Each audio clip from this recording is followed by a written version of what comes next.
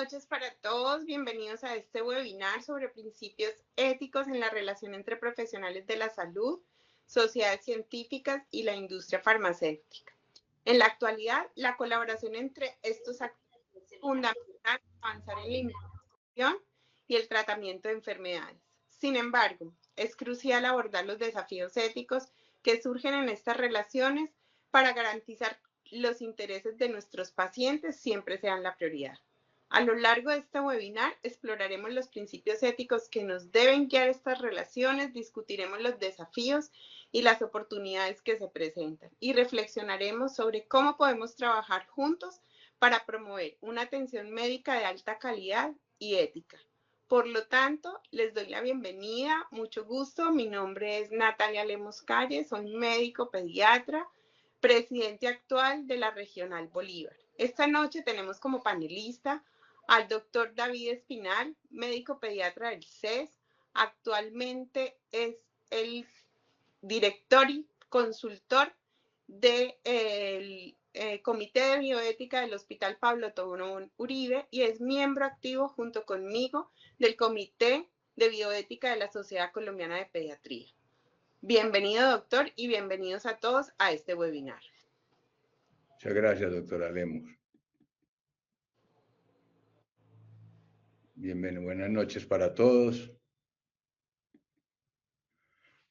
Para mí es muy grato estar esta noche aquí hablando de este tema, ¿no es cierto? Que es un tema siempre actual, pero no nuevo, ¿no es cierto? Más o menos desde 1923 ya las sociedades científicas se venían haciendo preguntas sobre la industria farmacéutica, sobre la relación entre los profesionales de la salud y la industria farmacéutica.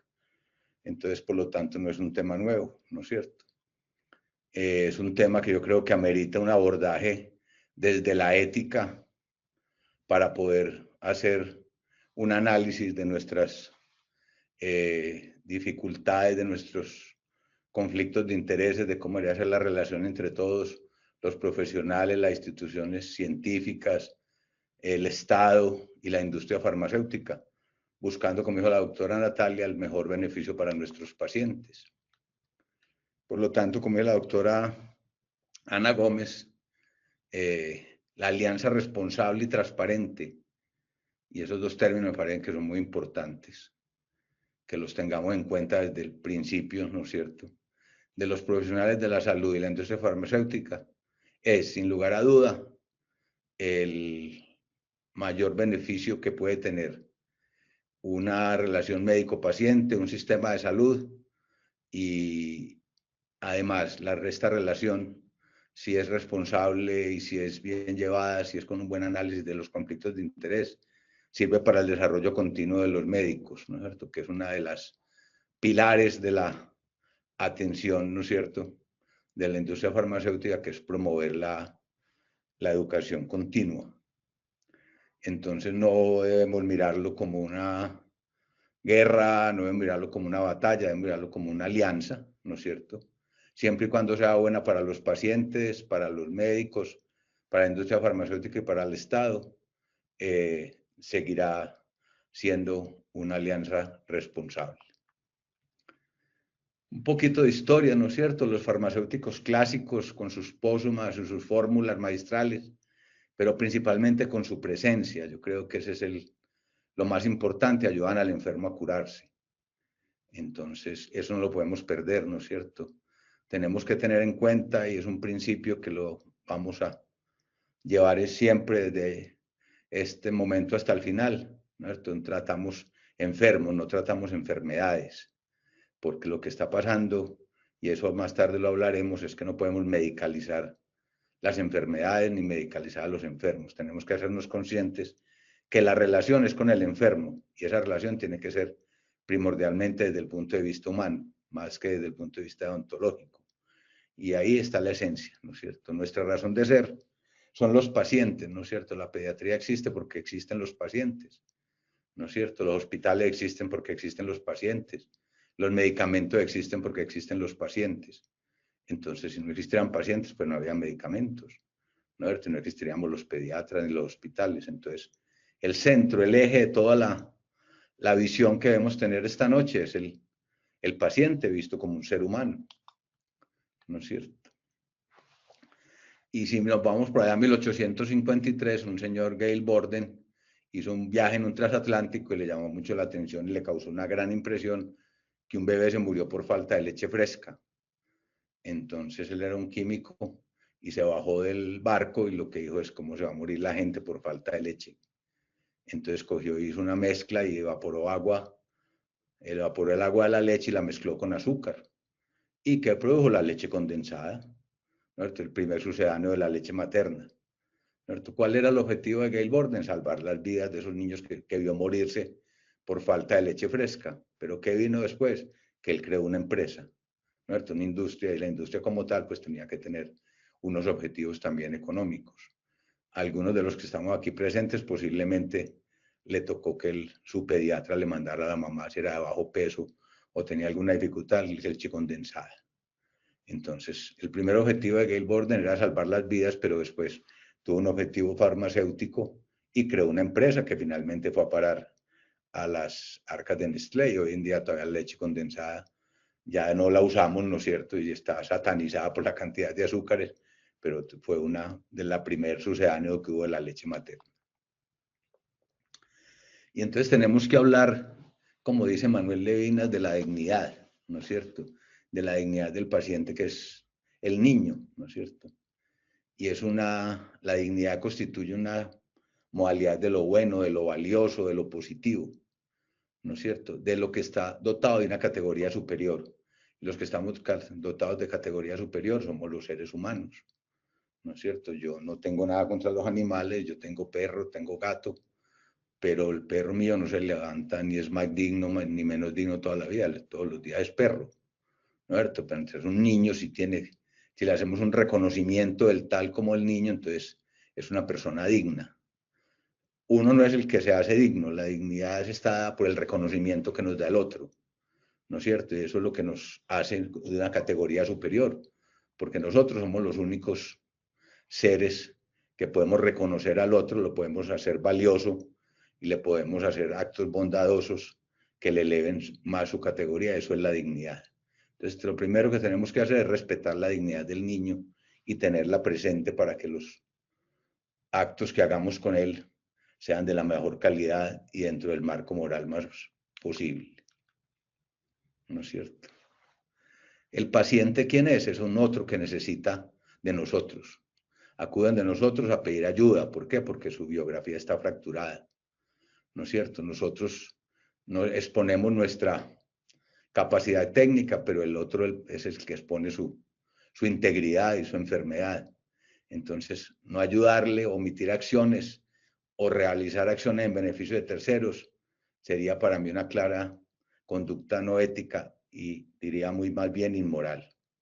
Entonces, lo que tenemos que pedir es ayudarle al otro, ¿no es cierto?, sin buscar ningún beneficio para nosotros ni beneficios para los terceros, sino el beneficio único para el paciente.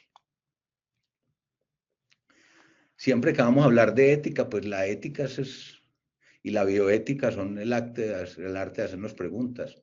Los dilemas son preguntas, ¿no es cierto? Siempre nos tenemos que hacer preguntas para poder hacer el análisis, la discusión, la conversación y lograr un norte que sea posible y bueno para todos. Entonces yo me hice estas dos preguntas. ¿Es justo el lucro en la atención a la salud? ¿No es cierto? ¿Cuándo se cruza esa línea entre el beneficio para la salud y unas ganancias excesivas? ¿No es cierto? Y una de las críticas que se hace hoy en día es que los grandes desarrollos farmacéuticos están orientados a los grandes costos y a la medicina de alto costo y a las enfermedades huérfanas, ¿no es cierto? Pero entonces eso es lo que necesita la población del mundo, ¿no es cierto? O lo que se está buscando son unas ganancias excesivas. Y la segunda pregunta que nos tenemos que hacer es quién es el que se debe beneficiar, ¿no es cierto? De la atención, de la acción farmacéutica, de la medicación, del uso de los succedáneos de la leche. Debe ser beneficiar el paciente, el médico, el Estado, la industria. Yo creo que si la relación es seria, responsable y todo, se deben beneficiar todos. Nosotros. El paciente principalmente, ¿no es cierto? Pero todos los otros nos beneficiaremos del poder servir, el Estado de tener una economía para manejar, y la industria, pues que su única función es principalmente desarrollar productos que generen ganancias, ¿no es cierto? Y de ahí nace que la industria farmacéutica enfrenta un dilema para ellos en su interior, un dilema intrínseco, porque lo que hacen es tratar de desarrollar nuevos productos, ¿no es cierto?, para contribuir al descubrimiento y la innovación, para la prevención, el tratamiento y la rehabilitación de las enfermedades y mejorar con ello la calidad de vida de los pacientes. Pero eso no es una acción, no es filantropía, porque lo que ellos buscan es tener ganancias económicas. Entonces se enfrentan también a un dilema, ellos, que para mí es moral, ¿no es cierto?, y ético, y es, ¿será que lo que estoy desarrollando es para beneficio de la humanidad o para obtener más ganancias? ¿No es cierto? ¿Por qué tiene que ser tan costoso un medicamento si es nuevo? Porque yo, si yo soy el único que produzco un medicamento, porque pues tengo libertad de poner un costo, si lo que estoy buscando es mejorar la calidad de vida de la humanidad y de los niños, entonces ¿por qué buscar solamente las utilidades? Entonces esa pregunta también la tenemos que hacer nosotros, ¿no es cierto? Entonces, la industria farmacéutica y los médicos pasamos por todas las partes de la sociedad, del Estado, de las instituciones, de las sociedades científicas y finalmente del paciente, ¿no es cierto? Ha habido muchas preguntas, ¿no es cierto? Pongamos, la macrobioética es la que se refiere a la toma de decisiones respecto de problemas que repercuten a nivel mundial. Y esos son los elementos de justicia global, ¿no es cierto? Lo vemos en la parte del turismo médico, en la parte del turismo de salud, pues tiene que ver con la justicia global. Pero lo más importante es avanzar hacia los dilemas, ¿no es cierto?, tales como la posibilidad de investigación de la industria farmacéutica. ¿A qué está orientada la investigación? ¿Quiénes son los grandes aportantes y los grandes distribuidores de la investigación? La industria farmacéutica. ¿Para qué lo está haciendo? ¿Será con fines económicos? ¿Será con fines altruistas? ¿No es cierto? Pero también tenemos que pensar dentro de la macrobioética, vamos, en las migraciones, las guerras y más recientemente en las pandemias. Y nos vamos a la pandemia del COVID. ¿Cómo fue el desarrollo de la vacuna? Fue un desarrollo muy rápido. ¿Cómo fue la distribución de la vacuna? No sabemos si fue tan adecuada y si fue tan ecuánime para todos los países del mundo. ¿O sería que la produjeron para que los más ricos la compraran y después la distribución fuera a los más pobres? Esa pregunta no la tenemos que hacer, porque eso es una relación entre la bioética y la biopolítica, ¿no es cierto? De pronto el país que tiene más puede comprar más, pero entonces, ¿y cuál es el deber ser? ¿Cuál es la subsidiariedad? Dale más al que más necesita. Entonces, de pronto el pobre necesita mucho más que el que no tiene. Entonces, también hay que tener en cuenta la mesobioética, que es como la mitad en las decisiones, en las instituciones, ¿no es cierto? Las decisiones que toman estructurales, ¿no es cierto? Y ahí aparece en 1980 los análisis bioéticos sobre la ética de las organizaciones sanitarias, la ética en las políticas de salud pública, la ética de los sistemas de salud y la ética de la economía de la salud. Todo eso son análisis básicamente económicos, y las políticas públicas en salud siempre han sido intervenidas por los factores económicos.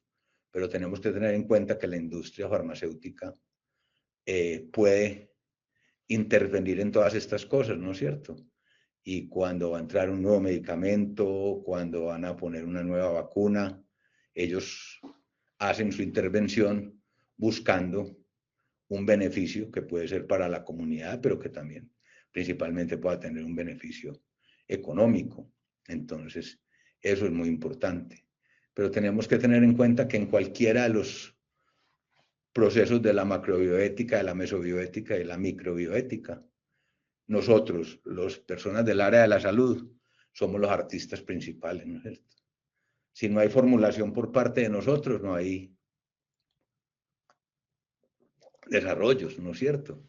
Entonces nosotros somos los gestores del gasto y ahí tenemos una responsabilidad muy grande.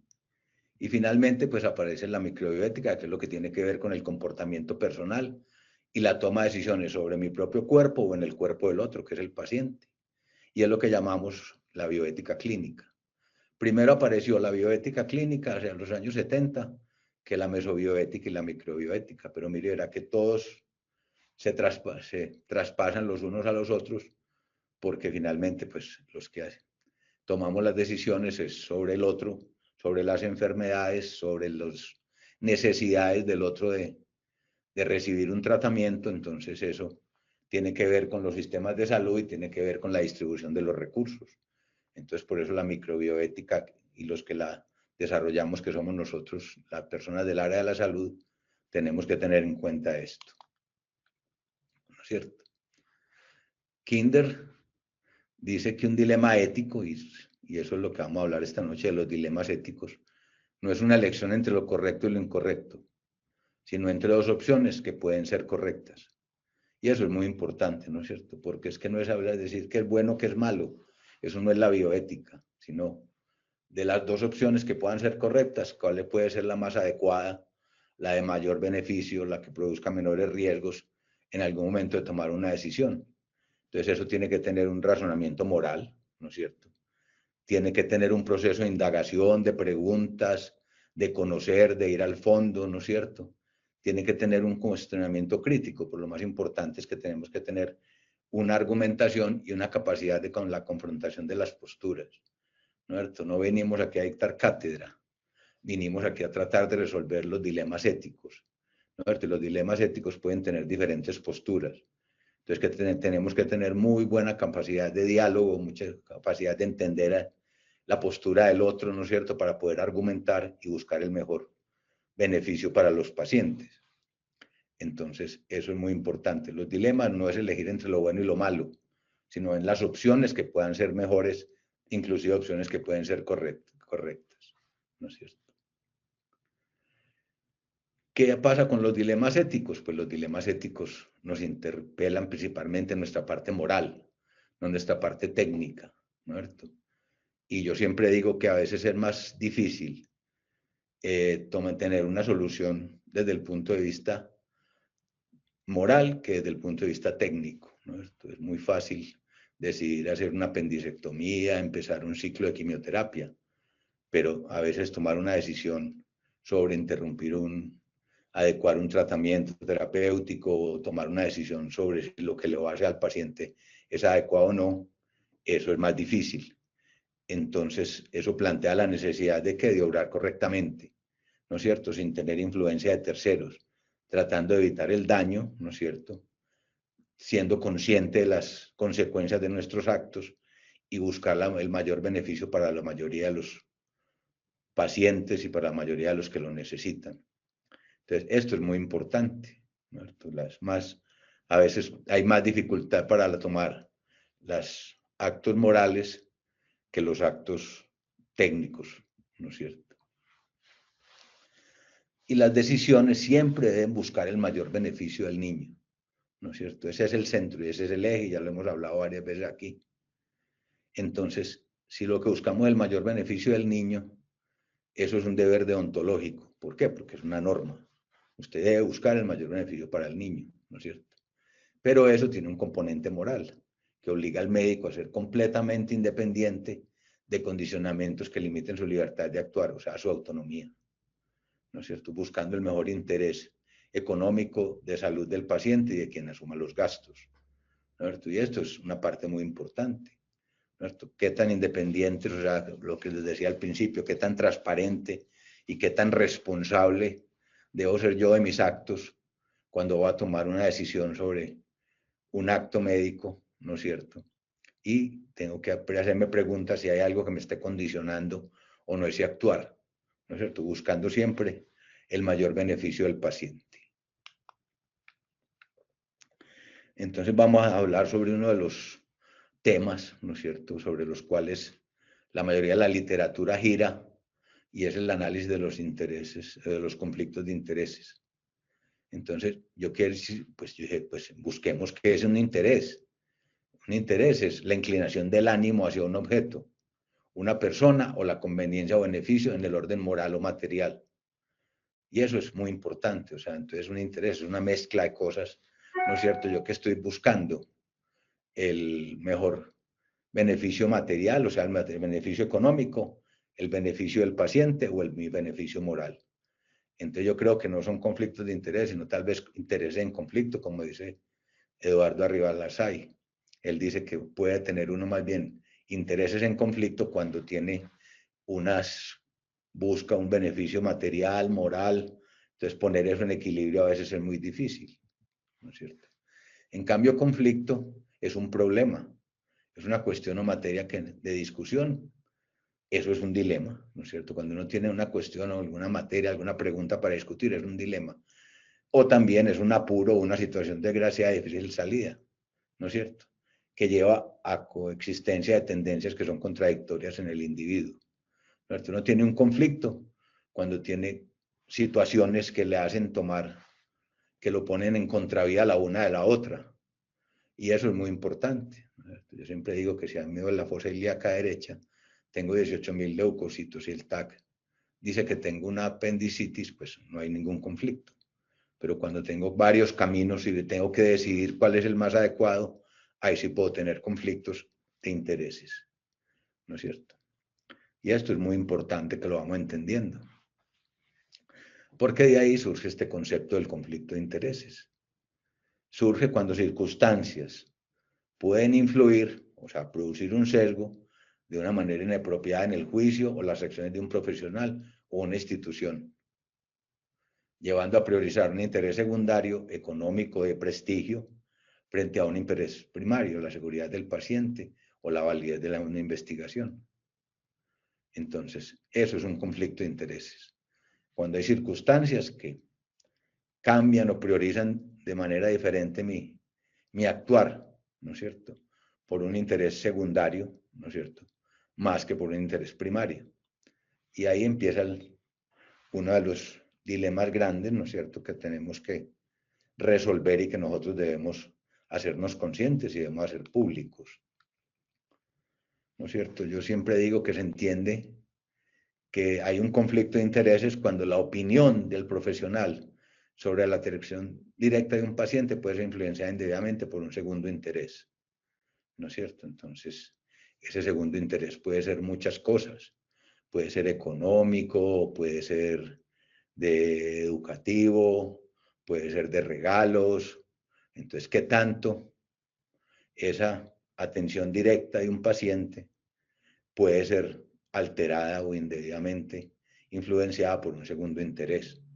¿No es cierto? Ahí están los líderes de opinión, ¿no es cierto? Ahí están las charlas, todo lo que se hace en un evento científico, ¿no es cierto? Cuando vamos a dar simposios, ¿no? Entonces esa es la obligación de la industria farmacéutica y de los expositores y de los líderes de opinión de expresar sus conflictos de interés, por no expresarlos. No solamente decir, como vemos en la filmina, es que estos son mis conflictos de intereses. Yo trabajo para X, para Y, para Z, soy speaker de N, de P, de D. No, eso no es, ¿no es cierto? ¿Cómo tramito yo si eso me genera conflictos a mí o no me genera conflictos cuando yo soy speaker de una compañía para hablar de determinado medicamento? Y eso lo tenemos que entender así, ¿no es cierto? Y entonces, los conflictos de intereses tienen mucho que ver con la afectación del principio de autonomía de los pacientes, ¿no es cierto? Y la autonomía es la base de todo el lenguaje moral. Entonces, Hottoys dice que no le hagas a otro lo que él no se haría a sí mismo. Pero lo más importante es que le hagamos lo que de acuerdo con él nos hayamos comprometido a hacerle, lo que podríamos llamarse en la ética de la autonomía como el respeto mutuo. Entonces, no le hagamos a otro lo que él no se haría, ¿no es cierto? Pero además, lo que tenemos que hacerle fue lo que nos acordamos con el paciente que le íbamos a hacer, ¿no es cierto? Sin ningún sesgo de interés ni ningún sesgo que nos lleve a hacerle cosas que podrían afectarle el desarrollo de alguna patología. Y esto es muy importante, ¿no es cierto? Y no podíamos, pues, pasar por acá sin hablar de la deontología, ¿no es cierto? Todos hablamos de los códigos deontológicos y las sociedades científicas tienen códigos deontológicos y la industria farmacéutica tiene códigos deontológicos. La deontología es como la normatividad que uno debe cumplir, pero no necesariamente la normatividad tiene un análisis moral y ético adecuado. Y esto es muy importante, porque uno dice, no, yo sí cumplo, vea, yo puse ahí que tengo conflicto de interés por trabajar por este o este, ¿cierto? Pero ¿estoy haciendo el análisis moral adecuado? Posiblemente no. Entonces la deontología no solamente es la razón de ser. Como dice Peyuchón, es necesario buscar que la deontología médica sea dotada de contenido, y ese contenido es moral, logrando que con esto, que las competencias técnico-científicas, ¿no es cierto?, sean superadas por las virtudes del profesional, ¿no es cierto? Y propender por una ética de la virtud. ¿Y qué es la virtud? Todo lo que yo hago para beneficio del otro. Cómo me enfoco, cómo me dispongo, cómo hago que lo que yo le brinde al otro y haga por el otro sea lo mejor. Entonces, deontológicamente tengo la obligación de atenderlo, ¿no es cierto? Moralmente es lo que tengo que hacerme la pregunta, ¿cómo lo debo atender? ¿No es cierto? ¿Qué es lo mejor para él? ¿No es cierto? Y si yo tengo algún sesgo que esté influyendo sobre mi decisión final. Entonces es muy importante ese proceso de poner la parte ontológica todas las virtudes del profesional, ¿no es cierto? Que es un ser humano, que es un ser con todas las capacidades para hacer los análisis adecuados. Pero ¿qué pasa tradicionalmente con los profesionales sanitarios? Nos adaptamos críticamente a una rutina que vemos como normal. No nos cuestionamos la relación con la industria farmacéutica ni su influencia presente a diario, aunque ausente ya en la formación. Y esto es muy importante, ¿no es cierto? La gente dice, no, es que eso es normal, pues yo tengo que relacionarme con la industria farmacéutica y tengo que aceptar los regalos y la educación continua. Sí, yo estoy de acuerdo, o sea, pero te tenés que preguntar qué tanto eso está influyendo en tu actuar diario, ¿no es cierto? Y una de las cosas importantes que uno leyendo en la literatura es que yo quisiera saber de alguien que levante la mano y si puede hablar, sería muy bueno, que en qué facultad de medicina o en cuál residencia de pediatría le hablan a uno de la relación con la industria farmacéutica, ¿no es cierto? Y cómo debe ser la relación y qué son los conflictos de interés, en eso no nos forman, ¿cierto? Pero ellos sí saben muy claro que mientras más temprano uno tenga contacto con un estudiante de pregrado o de posgrado, es mayor la capacidad de influir. Entonces, eso es importante. Entonces, no tenemos un elefante dentro de la habitación y parece que nadie lo ve, ¿cierto? Pero esa actitud acrítica, vemos la relación con la industria farmacéutica como normal, y eso no es así, ¿no es cierto? Tenemos que aprender a gestionarla, ¿no es cierto? Este es un trabajo muy interesante que hicieron dos residentes de pediatría con ayuda de los profesores de la Universidad de Antioquia, pues es un trabajo con una calidad metodológica espectacular y es muy reciente, pues es de este año, la relación entre los pediatras colombianos y la industria farmacéutica y de fórmulas infantiles. Y ellos dicen que son la doctora Agudelo y el doctor Alejandro, dice que diferentes estudios han destacado la percepción de un efecto mínimo sobre sí mismo, pero mayor en los colegas. Eso es lo que llamamos el denominado sesgo del autoservicio.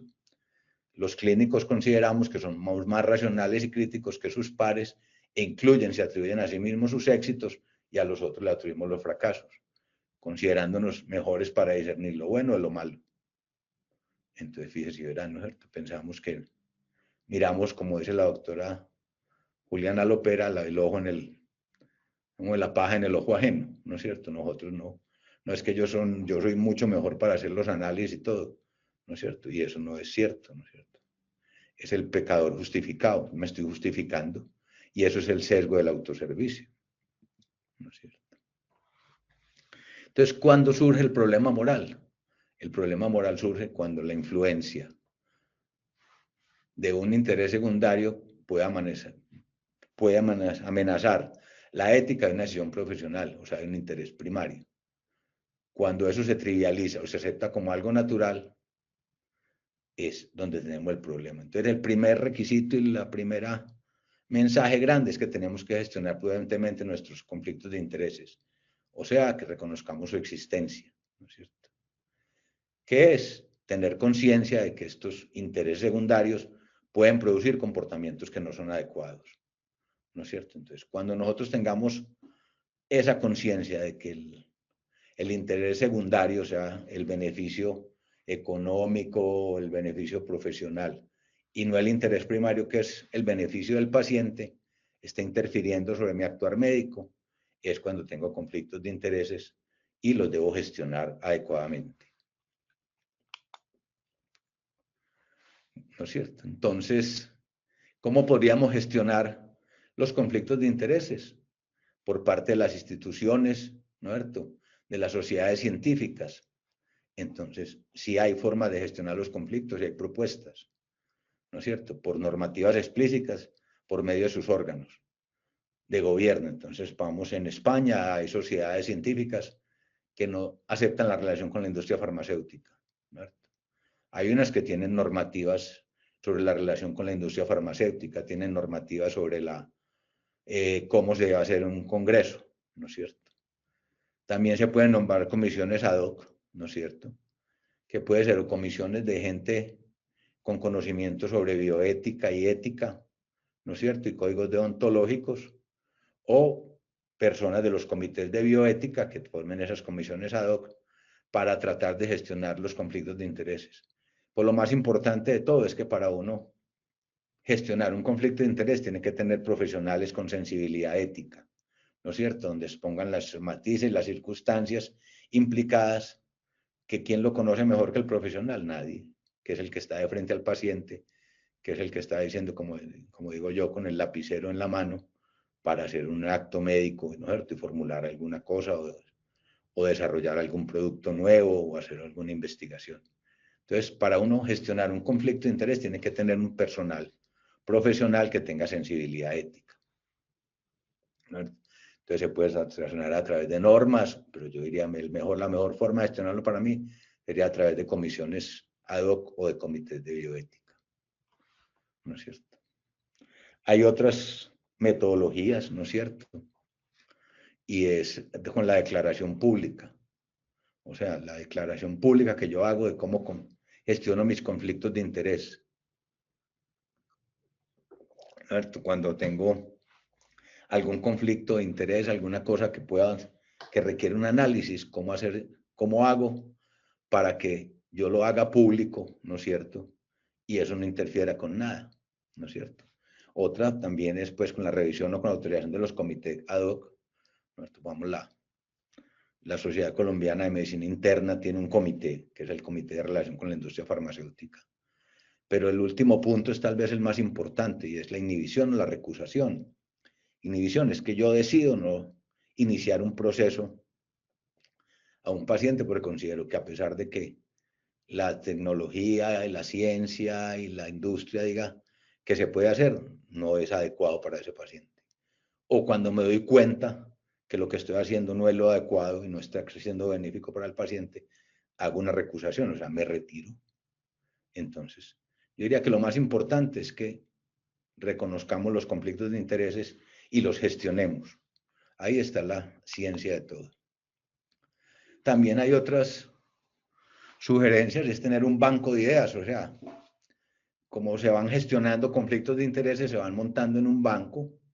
Entonces, conocer los conflictos potenciales de interés, cómo se han gestionado, qué se ha hecho, qué resultados se han tenido, para que cuando alguna persona tenga alguna dificultad o un dilema ético o un conflicto, pues pueda acudir ahí y ver cómo se puede desarrollar y pueda hacer preguntas, ¿no es cierto? Y también los bancos de ideas, cómo es el manejo científico de la innovación, sin olvidar los valores éticos de referencia. Entonces, eso es muy importante, ¿no es cierto? ¿Cómo manejamos la innovación, ¿no es cierto? ¿Para qué estamos innovando? ¿No es cierto? ¿Qué impacto va a tener? ¿No es cierto? ¿Qué tantos estamos preparados para dar los resultados adecuados, ¿no es cierto? Sean buenos o malos, ¿no es cierto? Por eso el principio terapéutico es muy importante.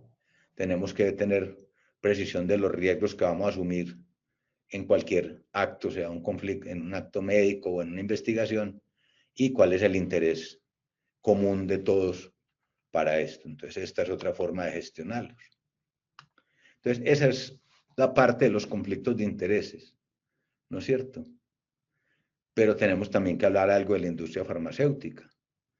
y tenemos que tener en cuenta que los medicamentos se han convertido, según la Organización Mundial de la Salud, en la segunda partida de mayor gasto de los sistemas sanitarios.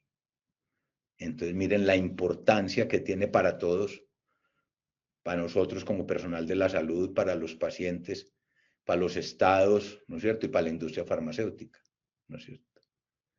Entonces, esto es un problema que afecta a todos, a los gobiernos, a la sociedad, al personal de la salud y a la industria farmacéutica. Y nosotros somos los ordenadores del gasto, entonces tenemos que empezar a pensar cómo vamos a gestionarnos, ¿no es cierto? Si los tratamientos van a ser adecuados o no van a ser adecuados, ¿no es cierto? Si la relación costo-beneficio va a ser adecuada, si van a producir mayor beneficio para la mayoría o va a ser beneficio para algunos pocos no más. La FDA en algún momento permitió el uso de la promoción de los medicamentos en medios publicitarios masivos, ¿no es cierto? Que son los que llamamos los medicamentos de OTC, ¿no es cierto? Y si ustedes cuando están viendo algún programa de televisión o un partido de fútbol, ven las propagandas. Yo hice más o menos como un análisis en un espacio publicitario de 6 propagandas que pasaron, 4 tenían que ver con parte farmacéutica. Y lo que la FDA pensó en ese momento era que esa publicidad sería educativa y de sensibilización para el público. Pero ¿qué creo yo que pasó?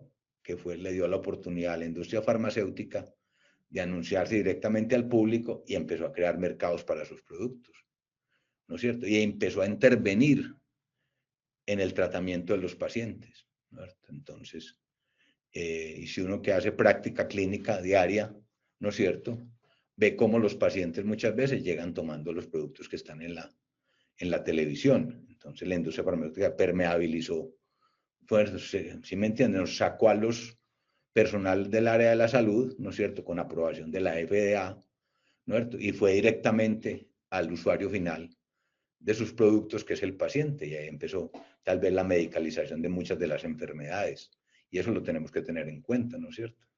Todo lo que son las publicidades que ellos hacen y en las cuales ninguna sociedad científica puede decir sí, sí o no, porque eso es aprobado, ¿no es cierto? La industria farmacéutica, ellos son los reyes del marketing, ¿no es cierto? Y impulsa mucho la compra de fármacos por parte de la población, ¿no es cierto? Y entonces aparecen en el escenario. Entonces empezamos a definir ellos qué es lo que es normal o anormal en la función de salud de las personas, ¿no es cierto? Muchas veces nosotros no alcanzamos a participar, ¿no es cierto? Porque ellos empiezan a decir qué es normal o qué es anormal. Pero además tienen mucha acción en el nivel estatal, ¿no es cierto? Y si uno mira, ellos hacen bastante lobby cuando van a hacer introducciones de procesos o de medicamentos o de terapias o de protocolos X, Y o Z, ¿no es cierto? Hacen fuerte acción a nivel estatal y a nivel del gobierno y de los entes de salud para la aprobación de sus medicamentos, ¿no es cierto? Y además también tienen injerencia sobre la entrada o la salida de nuevos medicamentos. Entonces, todo eso es lo que hace la industria farmacéutica a través del marketing, ¿no es cierto? Pero el marketing va más allá de lo que vemos nosotros del mercadeo, ¿no es cierto? Como es una acción directa sobre los pacientes. Entonces, ¿será que estamos volviendo a los pacientes personas, los estamos medicalizando y los estamos volviendo pacientes crónicos, ¿no es cierto?, para que se adhieran a los tratamientos farmacológicos? Tienen estrategias muy claras y muy definidas para influir en nosotros, en el personal de la salud.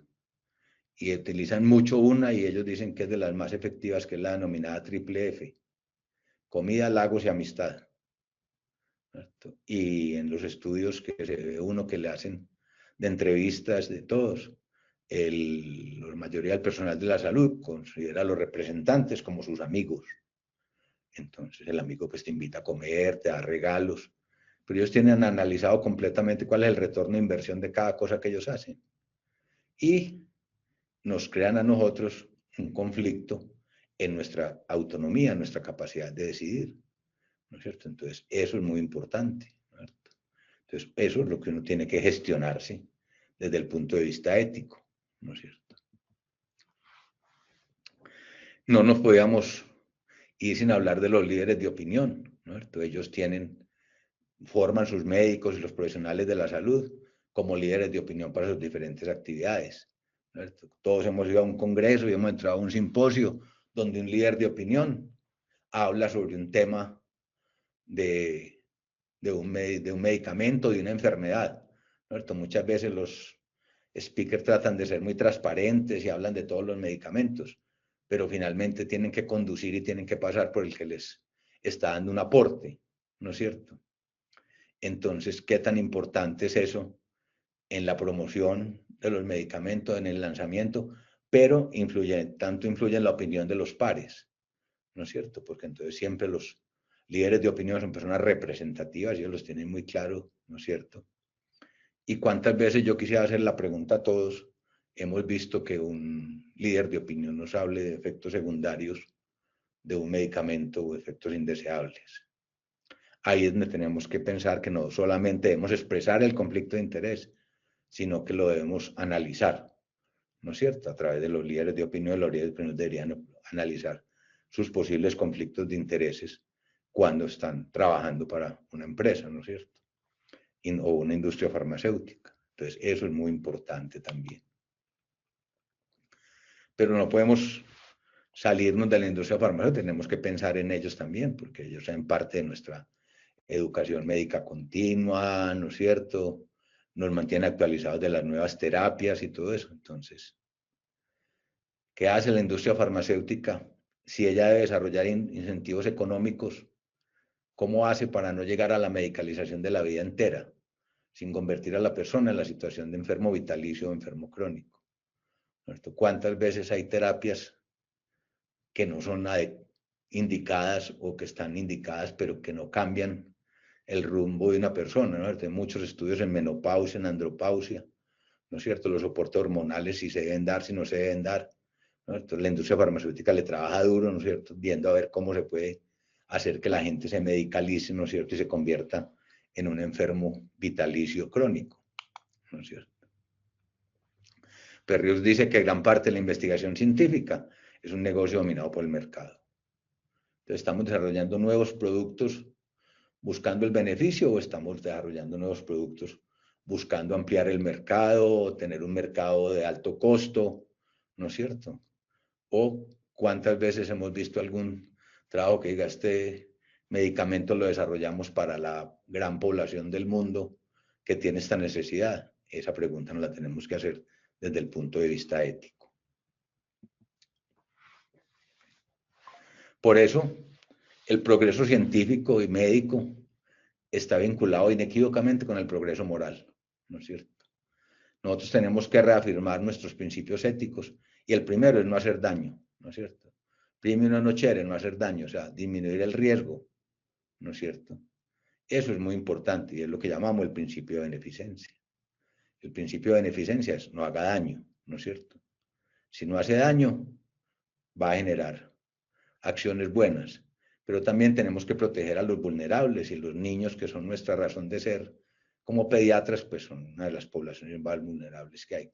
Pero también tenemos que respetar la dignidad de los pacientes, haciéndole un consentimiento informado adecuado, una información adecuada de su enfermedad, ¿no es cierto? Dándole la libertad de decisión, ¿no es cierto? Nosotros tenemos una línea, los pediatras principalmente, y yo me incluyo ahí, somos bastante paternalistas, ¿no? Y muchas veces, cuántas veces compartimos con los papás, con los pacientes y con las familias la necesidad de ellos de tener un conocimiento de lo que le vamos a hacer, de cuál es su enfermedad, de cuáles son las opciones terapéuticas. Eso nos lo tenemos que preguntar, ¿no es cierto? Entonces, hay que gestionar éticamente la doble responsabilidad que tenemos, ¿no es cierto?, de obtener beneficios, pero también contribuir al bien de la humanidad y la salud pública. Y esto se logra ponderando los intereses comerciales con la responsabilidad ética al mayor beneficio para los pacientes. ¿Cómo se logra? Valorando y respetando las necesidades y los objetivos de todas las partes interesadas. Entonces, la industria farmacéutica tendrá un interés, pero nosotros como equipo de la salud tenemos otro interés y el paciente tendrá otro interés. Tenemos que analizar todo eso y ponderarlo para buscar lo mejor. Un metaanálisis del año 2017 determinó que la actividad de promoción con mayor frecuencia en modificar el comportamiento médico en la prescripción de fármacos es el auspicio en la educación médica continuada. Entonces, eso es muy importante, ¿no es cierto? La comida con el experto, el simposio, ¿no es cierto? Es lo que más modifica el comportamiento de los médicos en la prescripción de los fármacos. Y otra revisión sistemática del año 2017 encontró que la promoción de medicamentos, lo que nos hace el visitador o el representante, influye hasta 3 veces en el comportamiento de los prescriptores médicos, o sea, aumenta 3 veces frente a aquellos que no interactuaron con estas actividades de los COSOS. A veces la medicalización de cambios funcionales, como les hablaba ahora de la menopausia, de la andropausia, tiene un impacto también importante en la parte económica, ¿no es cierto? Y entonces muchas veces incentivar los tratamientos farmacológicos desestima los efectos secundarios de los medicamentos, ¿no es cierto?, de ciertos tratamientos que le hacemos a los pacientes, y eso definitivamente reduce la calidad de la atención. ¿Qué se ha propuesto para tratar de desmotivar o contrarrestar la promoción farmacéutica? Yo diría que no para desmotivar o contrarrestar, sino como para tratar de que sea transparente y ética, ¿no es cierto? La literatura recomienda educar al estudiante, al profesional de salud, en principios y valores éticos para que pueda hacerse preguntas, para que pueda gestionar sus conflictos de intereses. Algunos prohíben la prohibición total de los incentivos, ¿no es cierto? Eso es prácticamente imposible.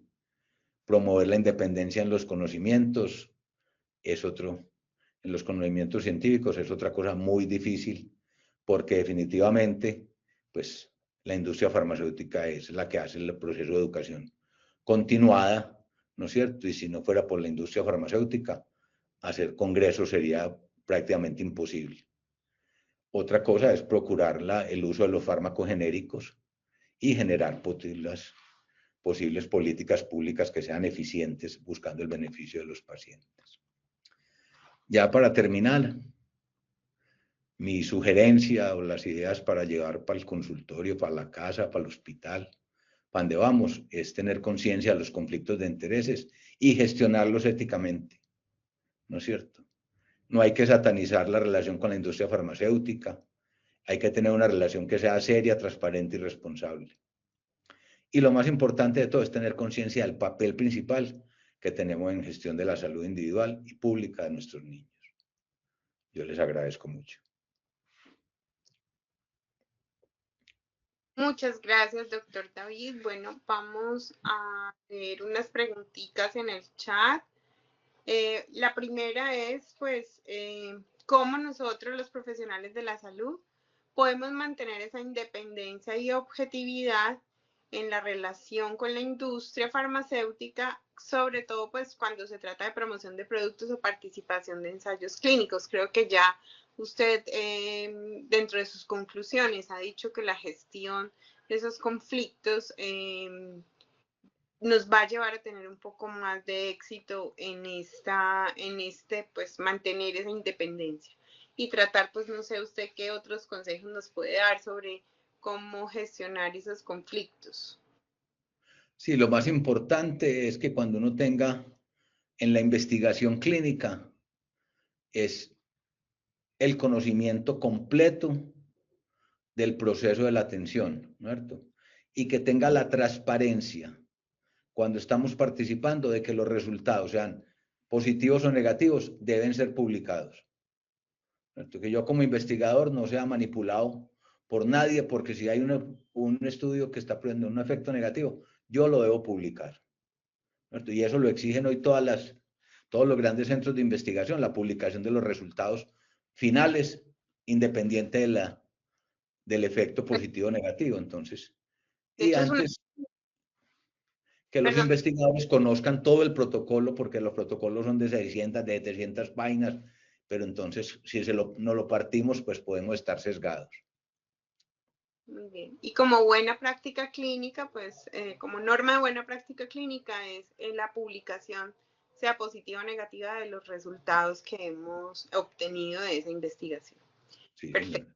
Otra de las preguntas es, ¿qué papel jugamos nosotros como sociedad científica en la regulación de las relaciones entre sus miembros y la industria farmacéutica y cómo se puede garantizar que estas relaciones no influyan en la toma de decisiones clínicas? O sea, la forma más clara de manejo de las relaciones de las sociedades científicas con la industria farmacéutica y de los miembros de las científicas con la industria farmacéutica es en la gestión, en la educación médica continuada, ¿no es cierto? La recomendación de las grandes sociedades es, cuando yo voy a hacer una actividad científica de mi sociedad, vamos a poner un ejemplo, la Sociedad Colombiana de Pediatría, ¿no es cierto?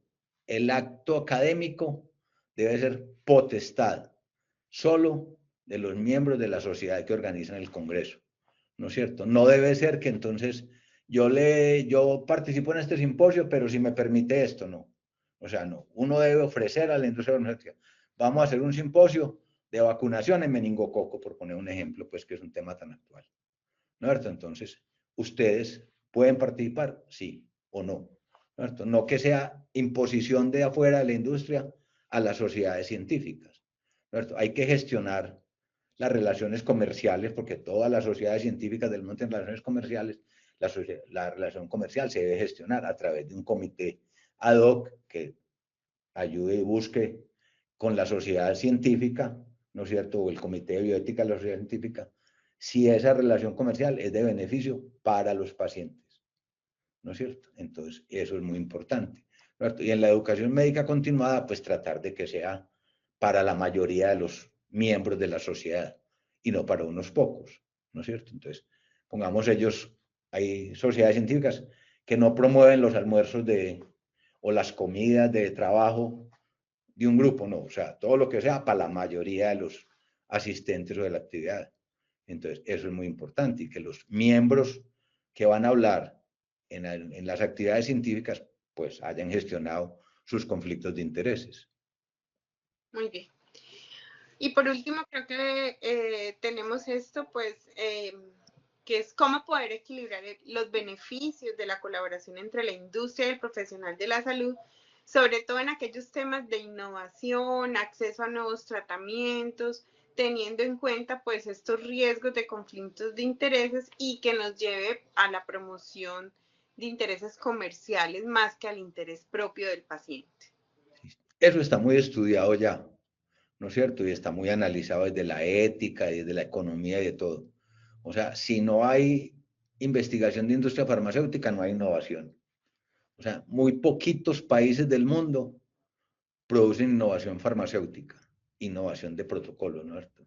Los países producen innovación en terapias, en nuevos procedimientos, algunos en desarrollo de tecnologías, pero en la industria farmacéutica, ¿no es cierto? Casi ningún país tiene la potestad de desarrollar nuevos medicamentos porque son extremadamente costosos el desarrollo de un nuevo medicamento. Puede valer 800 millones de dólares desarrollar un nuevo medicamento que usted no sabe si va a servir o no va a servir, ¿no es cierto? Entonces, un país pues no tiene la capacidad de pronto de hacer esas inversiones que hace la industria farmacéutica. Entonces, eso es muy importante, ¿no es cierto? Bueno, doctor, voy a revisar por última vez el chat para ver qué otra pregunta tenemos. No sé si alguien de los que nos ha acompañado en este webinar tiene alguna pregunta, que todavía pues estamos mirando el chat.